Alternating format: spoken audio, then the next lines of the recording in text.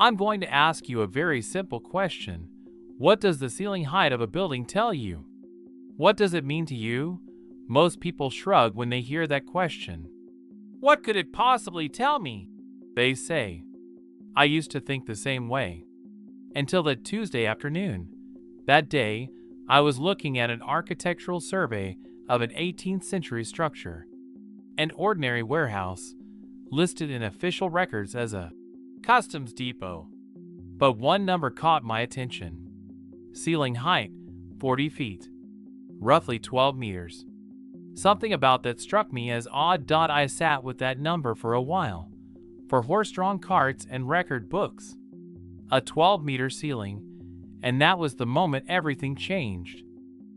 At first I thought, maybe it was a mistake. Maybe I was seeing things. Maybe I was misreading it. Then I started looking at the adjacent structures in the same survey. Long parallel scaffolding, enclosed passageways, massive anchor points fixed to the outer walls. In the architectural drawings, these were labeled horse tethering posts. But they weren't at ground level. They were at rooftop height, 3 stories up, facing open sky. Horses didn't fly. At least, that's what we've been told. I closed that survey. Opened another one. Then another. And the deeper I went, the more the words, Customs Depot, began to feel like a translation of something else. A careful, deliberate, intentional translation. That's where this investigation began. Let me ask you something. What is an airport? What is it actually for? Strip away the jet bridges. Remove the departure boards. Erase everything modern. What's left? At its core, an airport is the sum of these elements. A wide, flat, unobstructed approach corridor. Structures capable of sheltering massive vehicles from the elements. Anchor and mooring points for movement, fuel and supply infrastructure, passenger processing, administrative oversight, and all of it working in coordination. Hold that definition in your mind, because now I'm going to tell you about a different category of structures entirely. Throughout history, they've been called warehouses, agricultural stations, military depots, or exhibition grounds. But listen to me carefully right now. These structures, dating to the 18th and 19th centuries, share a very specific set of features. Unobstructed interior spans of 15 to 30 meters. High vaulted ceilings. External anchor points at elevation. Wide approach corridors, sometimes paved, cleared of all obstruction for extraordinary distances. And highly sophisticated drainage systems. Not a warehouse. Not a barn. A hangar. And the strangest part? The vast majority of these structures appear in official maps under the vaguest possible designations. Grand Depot, Civic Pavilion, Hall of Commerce. In an era when history recorded everything with meticulous precision, why are these particular structures described in such deliberately unclear terms? Perhaps to avoid stating what they were and why they were built. The official explanation collapses here. Completely. Now I need to talk about the photographs. I know, the 1700s predate photography. I'm aware of that. But there are early photographic images from the 1840s, 1850s, and 1860s.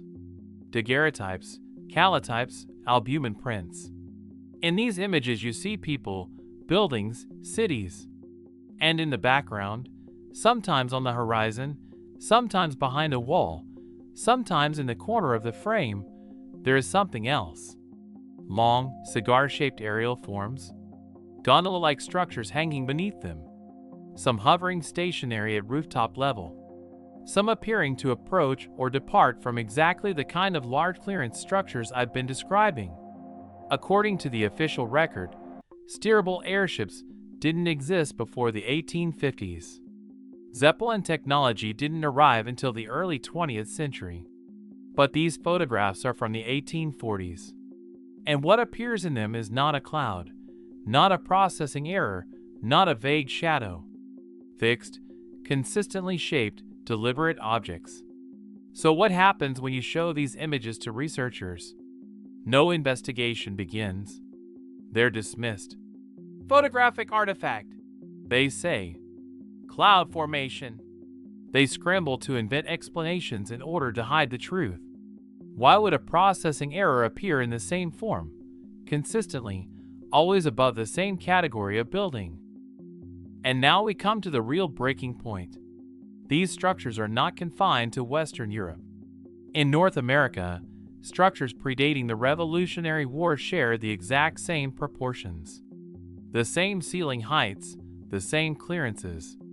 Some of these buildings were later converted into railway stations, then into aviation terminals. 3 separate transit technologies, 3 separate uses, always the same building.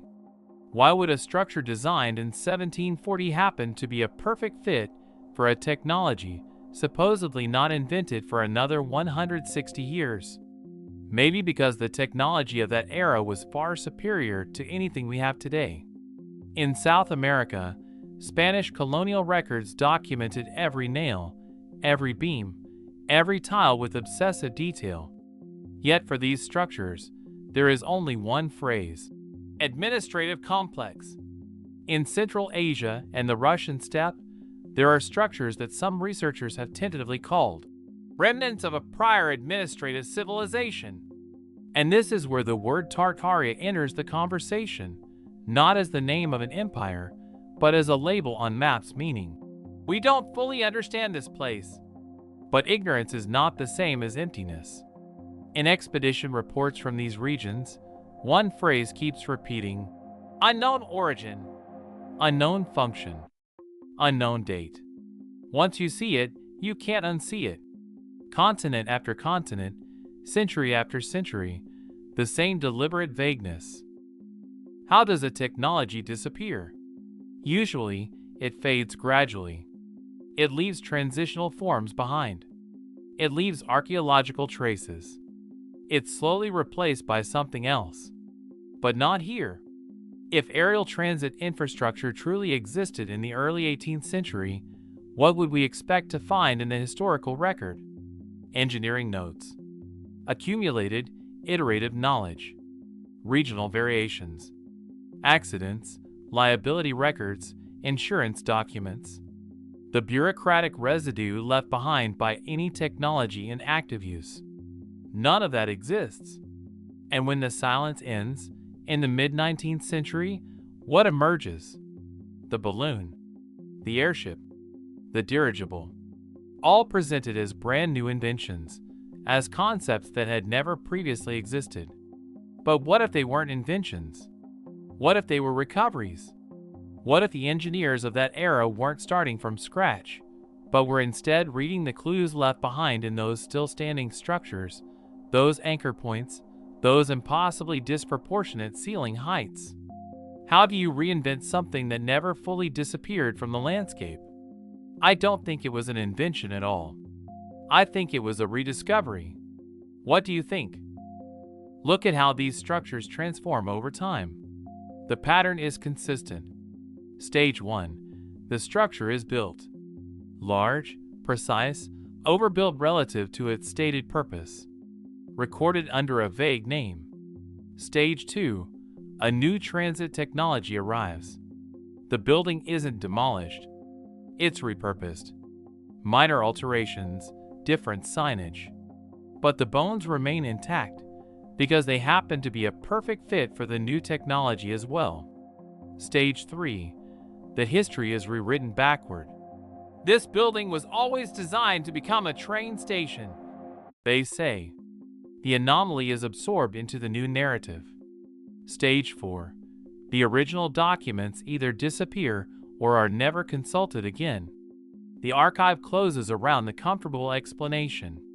In other words, fabricated explanations. This isn't a conspiracy in the traditional sense. There's no room full of people deciding to lie. It's something quieter, more pervasive. It's the tendency of institutions to prefer coherent narratives over anomalous evidence. And here is the question I want to leave you with. What do we actually know about the sky above 1740? About 1720? About 1690? And perhaps more importantly, what have we collectively, quietly decided not to ask? The buildings are still there. The anchor rings are still there. The sky is still open. I started this investigation with a 40-foot ceiling height. I'm ending it with a much larger question. What was in that sky? Not what we've been told. Not the official inventory of 18th century aerial objects, which is, by definition, almost entirely empty. What was actually there? What were those anchor rings waiting for? Who built this? Who discovered it? What was it made for? And why was it constructed? Always keep asking. Always keep questioning.